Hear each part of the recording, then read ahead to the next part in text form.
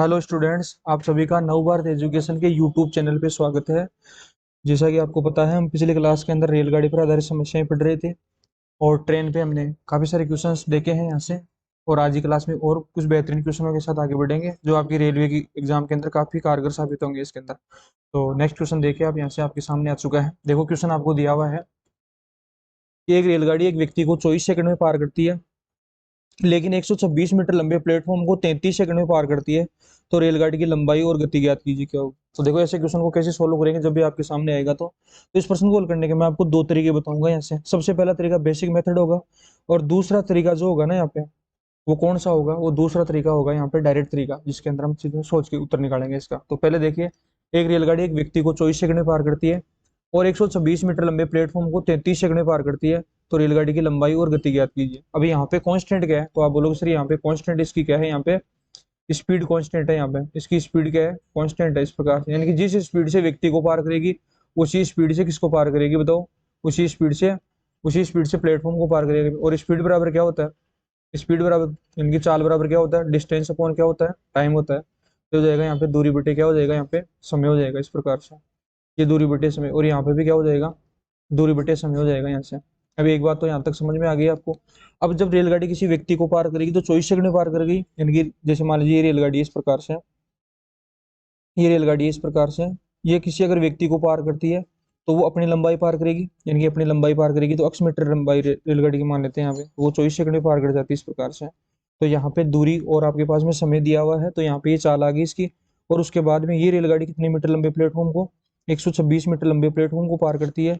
तो 33 सेकंड का टाइम लेती है, तो यहाँ पे 33 हो जाएगा इस प्रकार से। अब यहाँ पे क्या करोगे, क्रॉस मल्टीप्लाई करके इसका सोल्यूशन कर सकते हो। यहाँ पे आप ये संख्या कट रही तो काट दें यहाँ पे आप, जैसे 3 से कट गई, 3 अंटे 24, और यहाँ पे हो गए 11 बार गए यहाँ पे। तो इसको क्रॉस मल्टीप्लाई करो तो 11 अक्स बराबर कितना होगा यहाँ पे, ये हो गया 8 अक्स प्लस कितना हो गया यहाँ पे, ये 48 का 8 4 और 16 4 20 2 और 10, यहाँ पे 1008 आ गया इस प्रकार से। तो यहाँ पे 3 अक्स की वैल्यू कितनी आ गई, यहाँ पे इधर जाएगा तो 3 अक्स बराबर वैल्यू आ गई यहाँ पे 1008। तो यहाँ पे अक्स का मान कितना आ गया, यहाँ से इसको सॉर्ट आउट करोगे तो ये हो गया 3 तिया 9, ये हो गया यहाँ पे 3 तिया 9। तो 336 मीटर रेलगाड़ी की लंबाई आ गई यहाँ पे। देखो, पहले ऑप्शन में रेलगाड़ी की लंबाई 336 मीटर है यहाँ पे। अगर आपको चाल निकालते तो चाल भी निकाल सकते हैं यहाँ पे। चाल कैसे निकालोगे, यहाँ पे रेलगाड़ी की लंबाई 336 मीटर, और 336 मीटर लंबाई को जो पार कर रहा है ना यहाँ पे, उसमें टाइम कितना लग रहा है इसको, इसमें टाइम लग रहा है 24 सेकंड का। यहाँ पे जब इसको सोल्व करोगे तो ये मीटर पर सेकंड में इसकी चाल आ जाएगी यहाँ पे। और किलोमीटर प्रति घंटे में चेंज करने के लिए 18/5 से गुणा कर सकते हो आप इसको यहाँ पे। तो ये समझ में आ गया होगा आपको यहाँ पे। अब देखो, इसको हल करने का मैं आपको दूसरा तरीका बता रहा हूँ। दूसरा तरीका बताता हूँ इसको हल करने का, डायरेक्ट मेथड क्या हो सकता है इसको हल करने का। अब देखिए दूसरा तरीका यहाँ पे, जब रेलगाड़ी किसी व्यक्ति को पार करती है तो अपनी लंबाई पार करती है। जैसे रेलगाड़ी की लंबाई 1 मीटर है, इसको पार करने में इसने 24 सेकंड का टाइम लिया इस प्रकार से। और जब रेलगाड़ी 126 मीटर लंबे प्लेटफॉर्म को पार कर रही है, अपनी लंबाई के साथ साथ प्लेटफॉर्म की लंबाई को पार कर रही है, तो इसको टाइम कितना लग रहा है बताओ, यहाँ पे 33 सेकंड का टाइम लग रहा है इस प्रकार से। अब एक चीज मेरे को बताओ, आपको मैंने अभी भी बताया कि डिस्टेंस बराबर क्या होता है, डिस्टेंस बराबर स्पीड इनटू टाइम होता है।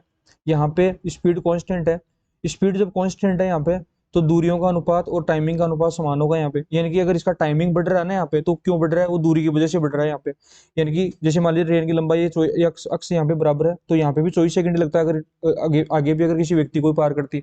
लेकिन यहाँ पे 126 मीटर की लंबाई को पार करने में इसको जो टाइम बढ़ गया वो कितना बढ़ गया यहाँ से, तो आप बताओगे यहाँ पे जो बढ़ गया ना, 6 3 9 सेकंड बढ़ गया इस प्रकार से। इसका मतलब ये 126 मीटर की दूरी को 9 सेकंड में तय करती है। तो यहाँ से इसकी चाल आ जाएगी, चाल कितनी आ जाएगी, आ जाएगी डिस्टेंस अपॉन टाइम से आ जाएगी यहाँ पे। तो 126 बटे क्या हो जाएगी, 9 हो जाएगी यहाँ पे। तो यहाँ से इसकी जो चाल आ गई ना, वो कितनी आ गई बताओ। देखो, यहाँ पे हो गया 9 एकम 9, और कितना हो गया 9 चौक 36, तो ये हो गई 14 मीटर पर सेकंड इसकी चाल आ गई इस प्रकार से। चाल कितनी आ गई इसकी, 14 मीटर पर सेकंड आ गई। लेकिन चाल आपको किलोमीटर प्रति घंटे में पूछेगा यहाँ पे, तो इसको आप किससे गुणा करोगे, 18/5 से गुणा कर दो यहाँ से। तो ये हो जाएगा यहाँ पे 4 चौक 72 7, और 18 और 7 कितना हो गया यहाँ पे 25 बटे क्या हो गया 5। तो ये हो गया 55 यहाँ पे 50.4 किलोमीटर प्रति घंटा इसकी यहाँ पे चाल आ गई। चाल कितनी आ गई, 50.4 किलोमीटर प्रति घंटा आ गई। तो यहाँ तक तो समझ में आ गई बात आपको।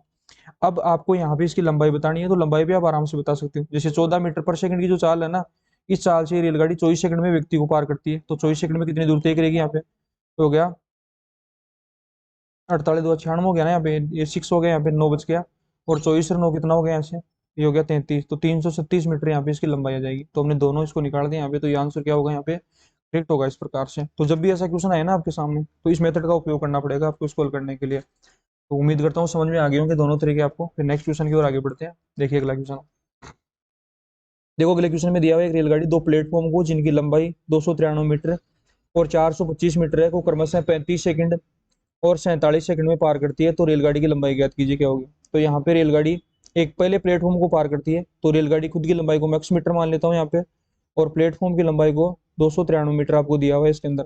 इसको पार करने में कितना टाइम लेती है, 35 सेकंड का। और जब ये रेलगाड़ी 425 मीटर लंबे प्लेटफॉर्म को पार करती है तो 47 सेकंड का टाइम लेती है यहाँ पे। तो रेलगाड़ी की लंबाई तो कांस्टेंट है यहाँ पे। अब देखिए यहाँ से जब इसको आप घटाओगे ना यहाँ पे, तो यहाँ पे कितना बच जाएगा, यहाँ पे ये बच जाएगा यहाँ पे 132 मीटर।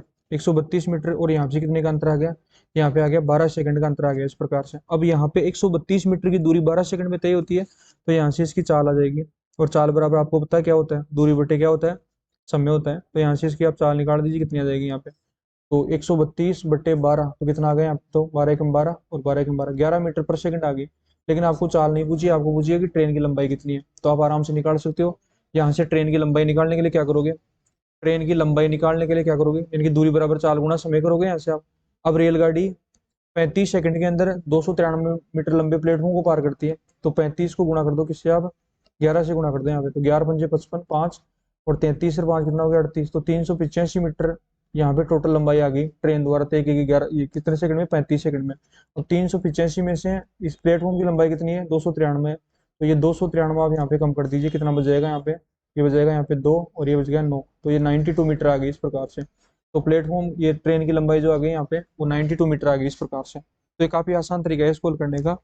उसके बाद में नेक्स्ट क्वेश्चन की ओर आगे बढ़े। बेसिक तरीका मैंने आपको बता दिया था, अगर बेसिक तरीका आपको दोबारा से यूज करना है तो आप इस प्रकार से कर सकते हो कि ट्रेन की लंबाई खुद की अक्स है प्लस 293 मीटर लंबे प्लेटफॉर्म को, 293 प्लेटफॉर्म को 35 सेकंड में, और खुद की लंबाई प्लस 425 मीटर लंबे प्लेटफॉर्म को 47 सेकंड में। तो दूरी बटा चाल ये समय, और यहाँ पे दूरी बटा समय ये चाल, तो ये दोनों चालें बराबर है। इस प्रकार से आप जब सोल्व करोगे ना तो यहाँ से आंसर आ जाएगा आपको यहाँ पे एक्स का मान। तो नेक्स्ट क्वेश्चन देखिए आप यहाँ से, देखिए यहाँ से आप नेक्स्ट क्वेश्चन आपको दिया हुआ है ट्रेन ए की गति, ट्रेन ए की गति से एक स्थिर ट्रेन बी को 35 सेकंड में और एक पोल को 14 सेकंड में पार करती है। यदि ट्रेन ए की लंबाई 280 मीटर हो तो स्थिर ट्रेन बी की लंबाई ज्ञात कीजिए। तो देखो 280 मीटर लंबी रेलगाड़ी जो है इसकी लंबाई दी हुई है, यह एक पोल को 14 सेकंड में पार कर जाती है।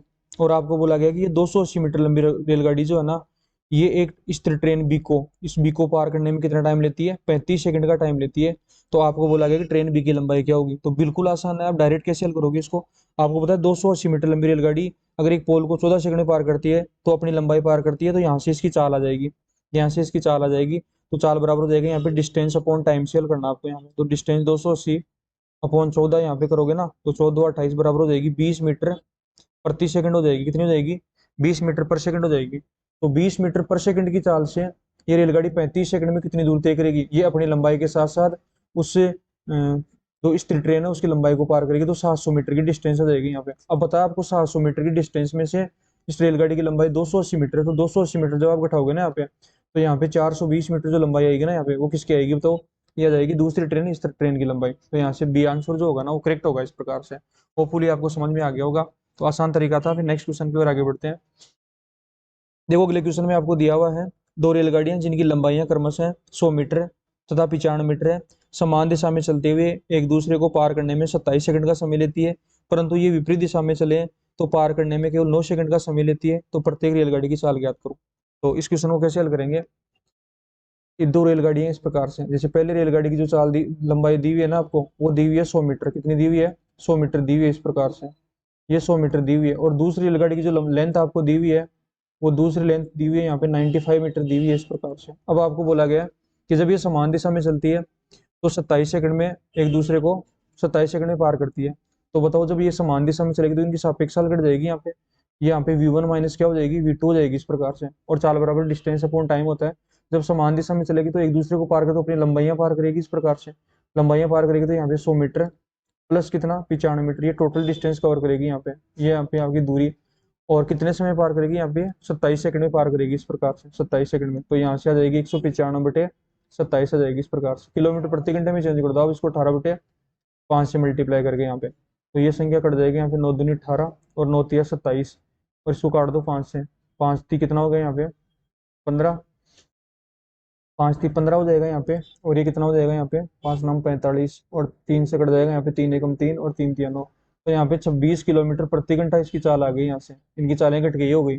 लेकिन ये रेलगाड़ियां जब दोनों एक दूसरे के आमने सामने आती है या विपरीत दिशाओं में चलती है, तो उस समय इनकी लंबाई तो 195 हो जाएगी यहाँ पे।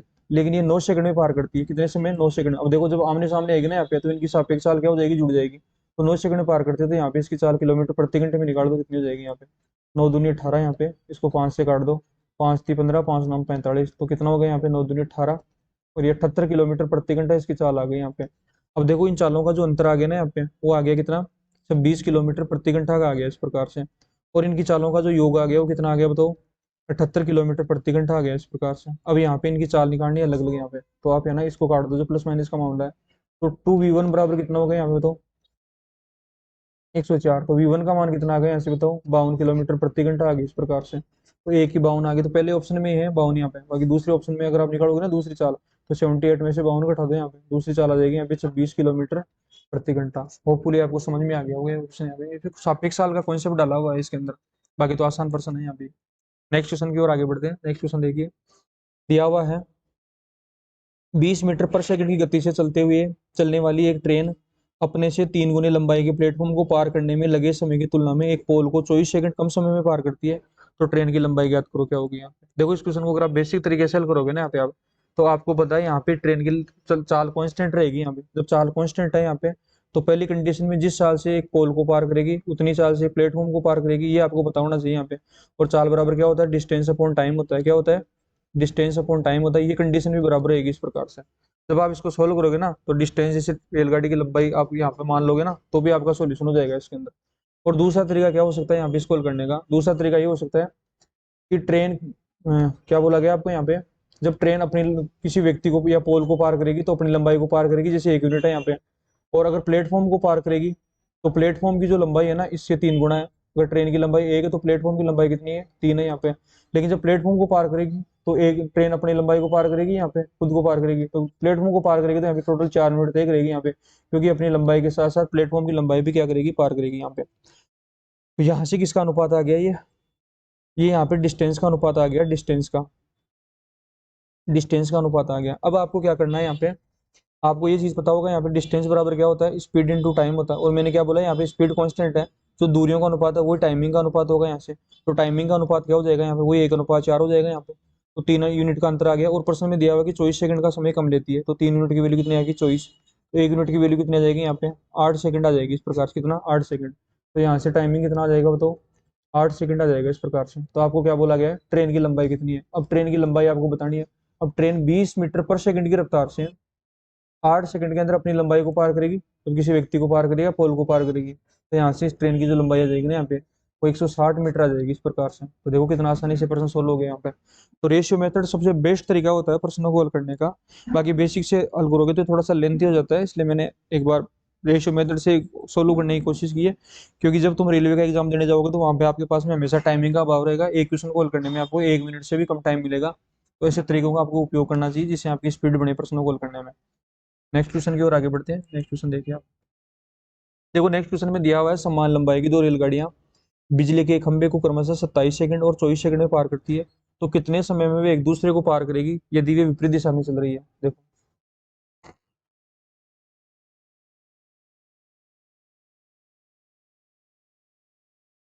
एक रेलगाड़ी तो ये है, और दूसरी रेलगाड़ी ये है, इस प्रकार से समझो। यहाँ पे आप बेसिक कॉन्सेप्ट समझो सबसे पहले। यहाँ से आप बोला गया है समान लंबाई की, लंबाइयां दोनों की समान है। इसकी अक्ष मीटर लंबाई मान लेते हैं, इसको भी हम क्या मान लेते हैं, एक बार अक्ष मीटर मान लेते हैं इस प्रकार से। और ये पहली रेलगाड़ी एक बिजली के खंभे को पार करती है ना, तो 27 सेकंड का टाइम लेती है। और दूसरी एक बिजली के खंभे को पार करती है, तो कितना टाइम लेती है बताओ, ये 24 सेकंड का टाइम लेती है इस प्रकार से। तो आपको पता है यहाँ से हम क्या क्या बोला गया आपको, कितने समय में एक दूसरे को पार करेगी, ये विपरीत दिशा में चल रही है। यानी कि जब ये इधर जाएगी इधर जाएगी, तो एक दूसरे को कितने समय में पार करेगी, यानी कि समय आपको निकालना है। और समय बराबर क्या होता है, दूरी बटे चाल होता है। समय बराबर क्या होता है, दूरी बटे चाल होता है यहाँ पे। लेकिन ना आपको यहाँ पे आपको है ना, समय बराबर दूरी बटे यहाँ पे चाल होता है, नीचे चाल हो जाएगा यहाँ पे। लेकिन आपके पास में इनकी चाल नहीं है। तो पहली रेलगाड़ी की चाल कितनी आ जाएगी, ये अक्ष मीटर को 27 सेकंड में पार करते, अक्ष बटे 27 हो जाएगी। दूसरी को जाएगी अक्ष बटे कितनी, 24 यहाँ पे। तो एक दूसरे को पार करेगी, तो इनकी लंबाइयां जुड़ जाएगी यहाँ पे, अक्ष प्लस अक्ष। और इनकी चालें जुड़ जाएगी, अक्ष बटे 27 प्लस x बटे 24 हो जाएगी यहाँ पे। तो इस तरीके से हल करोगे तो काफी लेंथी हो जाएगा, यहाँ पे लेंथी हो जाएगा और आपको टाइम टेकिंग हो जाएगा। तो इसको आप सोल्व कर लेना, आपके पास में उत्तर आ जाएगा इसका। लेकिन मैं आपको है ना डायरेक्ट इसका रेशियो मेथड बताता हूँ इसको सोल्व करने का। तो देखो, एक बिजली खंभे को पहली रेलगाड़ी 27 सेकंड के अंदर पार करती है और दूसरी रेलगाड़ी 24 सेकंड के अंदर पार करती है, इस प्रकार से 24 सेकंड में पार करती है इस प्रकार से। तो 24 सेकंड में पार करती है, तो इनका एलसीएम कितना आ गया यहाँ से। अब आपको एलसीएम लेने में अगर थोड़ी सी दिक्कत आ रही है तो पहले इन संख्याओं को काट दीजिए। 3 से कट रही है, 3 अंटे 24 और 3 नाम 27। तो 3 से काटा आपने तो 9 और 8 का एलसीएम कितना हो गया, 72। तो 72 को आप 3 से गुणा कर दो यहाँ से। ये टोटल यहाँ पे क्या आ गई बताओ, टोटल यहाँ पे इनकी लंबाई आ गई। तो पहली रेलगाड़ी की लंबाई ये यहाँ से आ गई कि ये 72 इंटू 3 यानी कि 3 दूनी 6 और 7 एक की 216 मीटर मैंने लंबाई मान ली इनकी यहाँ पे। अब बताओ 216 में अगर मैं 27 का भाग दूंगा तो यहाँ पे आ जाएगा 8, क्योंकि अगर मैं दूरी में अगर मैं समय का भाग दूंगा 4 आ जाएगी यहाँ पे, और दूसरी कितनी आ जाएगी यहाँ पे 9 आ जाएगी इस प्रकार से। अब आपको बोला गया कि एक दूसरे को पार करने में कितना टाइम लेगी, तो प्रत्येक रेलगाड़ी की लंबाई 216 इस प्रकार से। और जब एक दूसरे को पार करेगी विपरीत दिशा में चले तो चालें जुड़ जाएगी इनकी यहाँ पे। तो 216 प्लस 216 हो जाएगा इसके अंदर यहाँ पे, और बटे यहाँ पे इनकी चालें हो जाएगी 8, ये 8 प्लस 9 हो जाएगी यहाँ पे। तो 200 का 432 बटे कितना हो जाएगा यहाँ पे 17 हो जाएगा। तो 17 एकम 17 यहाँ से, और कितना बच गया यहाँ पे देखो 17 दो 34 हो गया ना यहाँ से। 17 दो 34 से कितना बच गया बताओ यहाँ पे 9, और ये हो गया 17 5 85, तो 25 पॉइंट कुछ आएगा यहाँ पे। तो कौन सा ऑप्शन है यहाँ पे, सी ऑप्शन यहाँ पे करेक्ट होगा इस प्रकार से। तो होपफुली आपको समझ में आ गया होगा कि जब ये एक दूसरे को पार करेगी तो कितना टाइम लेगी यहाँ से। उसके बाद में हम नेक्स्ट क्वेश्चन की ओर आगे बढ़ते हैं। नेक्स्ट क्वेश्चन में आपको दिया हुआ है 180 मीटर लंबी एक ट्रेन दूसरी तरफ से आ रही 270 मीटर लंबी एक ट्रेन को 10.8 सेकंड में पार करती है। यदि पहली ट्रेन की चाल 60 किलोमीटर प्रति घंटा हो तो दूसरी ट्रेन की चाल ज्ञात करो, क्या होगी। बिल्कुल आसान प्रश्न है यहाँ से। एक रेलगाड़ी ये इस प्रकार से है जिसकी लंबाई कितनी है 180 मीटर है, और दूसरी रेलगाड़ी इस प्रकार से है आपके सामने जिसकी लंबाई कितनी है 270 मीटर है इस प्रकार से। और आपको बोला गया है कि एक अन्य ट्रेन को 10.8 सेकंड में पार करती है। जब ये क्या बोला गया कि एक दूसरे को कब पार करती है, आपको दिया हुआ यहाँ पे इनकी ट्रेन ये कौन सी दिशा में चल रही है, जब ये मान लीजिए आमने सामने आ रही है तब पार करती है यहाँ पे 10.8 सेकंड के अंदर यहाँ पे। और पहली रेलगाड़ी की चाल 60 किलोमीटर प्रति घंटा आपको दी हुई है यहाँ से। तो दूसरी रेलगाड़ी की चाल को मैं मान लेता हूँ यहाँ पे 20 किलोमीटर प्रति घंटा मान लेता हूँ यहाँ पे। अब बताओ जब दोनों रेलगाड़ियां एक दूसरे के आमने सामने आएगी तो इनकी लंबाइयां जुड़ जाएगी यहाँ पे, और इनकी चालें भी जुड़ जाएगी यहाँ पे, तो ये हो जाएगी v+8। लेकिन यहाँ पे एक प्रॉब्लम आ रही है आपके सामने, ये मीटर में है ये किलोमीटर प्रति घंटे में, तो इसको 5/18 से गुणा कर दें यहाँ पे, और बराबर हो जाएगा यहाँ पे 10.8 हो जाएगा। इसको सोल्व कर लीजिए, उत्तर आ जाएगा इस प्रकार से। सोल्व कर लेते हैं यहाँ पे इसके अंदर, ये 0 ये 15 5, ये यहाँ पे 450 हो गया ऊपर, ये हो गया v+60 इंटू क्या हो जाएगा यहाँ पे 5, ऊपर आ जाएगा यहाँ पे 18, बराबर हो गया यहाँ पे 10.8। अब आप इसको सोल्व कर लो, पॉइंट हटा के नीचे 10 लगा दीजिए। ये कितना हो गया 18 108 हो गया यहाँ से, और ये 5 से काट दो इसको ऊपर की तरफ, यहाँ पे 5 से कट जाएगा कितनी बार, ये हो जाएगा यहाँ पे 5 90 बार गए यहाँ से, 6 से काट दो इसको कितनी बार कट जाएगा यहाँ पे 6 एकम 6 6 पंजे 30 15। तो यहाँ से v+60 बराबर कितना आ गया बताओ, क्रॉस मल्टीप्लाई किया तो 150 आ गया इस प्रकार से। तो v का मान कितना आ गया यहाँ से 90 किलोमीटर प्रति घंटा, कितना आ गया 90 किलोमीटर प्रति घंटा आ गया यहाँ से। इसकी चाल कितनी आ गई 90 किलोमीटर प्रति घंटे आ गई इस प्रकार से। समझ में आई बात आपको यहाँ पे। इसके बाद में नेक्स्ट क्वेश्चन की ओर आगे बढ़ते हैं। अगले क्वेश्चन में आपको दिया हुआ है दो रेलगाड़ी कैटरीना एक्सप्रेस और माधुरी एक्सप्रेस बिजली के खंभे को क्रमशः 32 सेकंड और 40 सेकंड में पार करती है। माधुरी एक्सप्रेस की लंबाई कैटरीना एक्सप्रेस से 37.5% कम है। तो कितने समय में एक दूसरे को पार करेगी जो विपरीत दिशा में चल रही है। तो विपरीत दिशा में चलते हुए एक दूसरे को कितने समय में पार करेगी ये बोला गया। तो सबसे पहले हम दोनों ट्रेनों के बारे में आपको समझाते हैं। तो सबसे पहले पहली ट्रेन का नाम है कैटरीना, तो ये कैटरीना एक्सप्रेस हो गई यहाँ से, और ये माधुरी एक्सप्रेस हो गई यहाँ से। और आपको बोला गया है कि माधुरी एक्सप्रेस की लंबाई कैटरीना से 37.5% कम है। तो 37.5% की फ्रैक्शन क्या होती है, आपको याद है क्या, नहीं याद तो 3/8 होती है। तो माधुरी एक्सप्रेस की लंबाई कैटरीना से कम है, तो कैटरीना की अगर 8 है तो माधुरी कितनी हो जाएगी यहाँ पे, तो 5 हो जाएगी यहाँ पे। ये लंबाइयों का रेशियो आ गया यहाँ पे इनकी का। अब आपको बोला गया है कि ये बिजली के खंभे को, पहली रेलगाड़ी बिजली के खंभे को पार करती है, इनका टाइमिंग दिया हुआ, ये 32 सेकंड के अंदर पार करती है और ये 40 सेकंड के अंदर पार करती है इस प्रकार से। तो आपके पास में ये आपके पास डिस्टेंस और टाइम दिया हो तो आप स्पीड निकाल दो इनकी। स्पीड बराबर क्या होता है यहाँ पे, तो स्पीड बराबर होता है दूरी बटे समय होता है यहाँ से। तो इनकी जो स्पीड आ जाएगी ना यहाँ पे, वो स्पीड आ जाएगी यहाँ पे डिस्टेंस अपॉन टाइम से। डिस्टेंस अपॉन क्या, टाइम से। तो यहाँ पे हो जाएगा ये 8/32। तो यहाँ से कितनी आ गई बताओ, ये 1/4 हो गया यहाँ से, और ये कितना हो गया यहाँ से बताओ 5/40, 5 × 1/8 हो गया यहाँ से। अब यहाँ पे इनकी स्पीड आ गई 1/4 और 1/8 आ गई यहाँ पे, तो एक दूसरे को पार करने में कितना टाइम लेगी, तो 8 और 5 टोटल ये लंबाई हो गई यहाँ पे, और टोटल टाइमिंग कितना हो गया 1/4 प्लस 1/8 हो गया यहाँ से, तो टोटल 13 बटे कितना हो गया यहाँ से, एलसीएम यहाँ पे 8 आ गया, तो 2 + 1 हो गया यहाँ पे, तो ये हो गया यहाँ पे 13 × कितना हो गया यहाँ पे, तो 104 हो गया शायद यहाँ पे, 104/5 हो गया यहाँ पे, तो 5 दूनी 10, और ये 20 पॉइंट कितना हो गया यहाँ पे 8 हो गया इस प्रकार से। ऑप्शन है क्या ऐसा कुछ। अब देखिए यहाँ पे ये जो हो गया ना, यहाँ पे थोड़ी सी मिस्टेक हो गई शायद, यहाँ पे जब इसका एलसीएम लोगे ना यहाँ पे, तो यहाँ पे कितना आ जाएगा, ये 1 आ जाएगा यहाँ पे, तो टोटल कितना हो गया यहाँ पे, ये हो गया नीचे 3 हो जाएगा यहाँ पे, तो ये हो जाएगा यहाँ पे 3 × 3 = 9 हो गए यहाँ से, और ये कितना हो गया 3 × 4 = 12 हो गया यहाँ से, और ये कितना हो गया 12 से कितना बच गया 2, 3 × 6 = 18 यहाँ पे, तो लगभग 34.6। ऐसा कौन सा ऑप्शन है, ऑप्शन ए यहाँ पे करेक्ट होगा इस प्रकार से, ऑप्शन ए यहाँ पे क्या होगा, करेक्ट होगा इस प्रकार से। समझ में आ गई होगी शायद बात आपको, यहाँ पे काफी आसान क्वेश्चन था। तो उसके बाद में हम नेक्स्ट क्वेश्चन की ओर आगे बढ़ते हैं। नेक्स्ट क्वेश्चन देखिए यहाँ से, देखो दिया हुआ है दो ट्रेन किसी खंबे को क्रमशः 9 सेकंड और 12 सेकंड में पार करती है, तो ज्ञात कीजिए वो परस्पर एक दूसरे को एक ही दिशा में जाते हुए कितनी देर में पार करेगी। तो एक बिजली खंबे को, किसी खंबे को 9 सेकंड और यानी कि T1 और T2 इनका दिया हुआ है, टाइमिंग का अनुपात 9:12 दिया हुआ है, और वे परस्पर एक दूसरे को एक ही दिशा में जाते हुए कितनी देर में पार करेगी। उनकी चालों का अनुपात दिया हुआ है V1 और V2 का रेशियो कितना दिया हुआ है 5:8 है यहाँ पे इनका। अब आप इसको सोल्व कर लो, स्पीड इंटू टाइम बराबर क्या होता है, डिस्टेंस होता है, तो डिस्टेंस का अनुपात कितना हो जाएगा इनका बताओ यहाँ पे, तो हो जाएगा 9×5 = 45, और 12 × कितना हो जाएगा यहाँ पे, 12 × कितना हो जाएगा यहाँ पे 120 हो जाएगा यहाँ पे, 12 × 96 हो गया ना यहाँ पे ये वाला 96। तो इनको एडअप करोगे तो टोटल कितनी हो जाएगी यहाँ पे डिस्टेंस, तो 45 + 96 कितना हो जाएगा टोटल यहाँ से, इसको जब आप ऐड करोगे यहाँ पे तो ये हो जाएगा यहाँ पे 141 हो जाएगा यहाँ पे, 141 मीटर डिस्टेंस आ जाएगी। और एक ही दिशा में जाती हुई, जब ये एक ही दिशा में जाएगी तो यहाँ पे इनकी चालें कट जाएगी इस प्रकार से, तो ये 3 आ जाएगी यहाँ पे, तो ये जाएगा 3 × 4 = 12 यहाँ पे, कितना बच गया 2, 3 × 21 यहाँ पे, तो 47 सेकंड में पार कर जाएगी एक दूसरे को जब एक दिशा में जाएगी, तो इस प्रकार से 47 सेकंड इसका आंसर होगा यहाँ पे। तो अब आप नेक्स्ट क्वेश्चन देखिए यहाँ से, नेक्स्ट क्वेश्चन में आपको दिया हुआ है दो ट्रेन किसी खंबे को क्रमशः 9 सेकंड और 12 सेकंड में पार करती है, तो ज्ञात करेगी वे परस्पर एक दूसरे को एक ही दिशा में जाते हुए कितनी देर में पार करेगी। अब यहाँ पे इनकी चालों का अनुपात आपको दिया हुआ है, पहली रेलगाड़ी और ये दूसरी रेलगाड़ी इस प्रकार से, और जब समान दिशा में जाएगी तो इनकी चालें कट जाएगी इस प्रकार से समान दिशा में, और इनकी चालों का अनुपात 5:8 है यहाँ पे। तो पहली ट्रेन जो है ना, ये ट्रेन 1 और ट्रेन 2 की अगर बात करें यहाँ पे, तो पहली रेलगाड़ी और दूसरी रेलगाड़ी की चालें हैं 9:12 में, यहाँ पे इनका टाइमिंग का अनुपात है 9:12, और यहाँ से आपको इनकी चालों का अनुपात दिया हुआ है 5:8 दिया हुआ है यहाँ पे। अब आपको पता है यहाँ पे स्पीड इंटू टाइम बराबर क्या होता है, डिस्टेंस होता है, तो डिस्टेंस का रेशियो यानी कि इनके द्वारा तय की दूरियों का अनुपात क्या होगा यहाँ पे, और खंबे को पार कर तो इनकी लंबाइयों का अनुपात आ जाएगा यहाँ पे 9×5 = 45, और 12 × कितना हो जाएगा यहाँ पे 96 हो जाएगा इस प्रकार से।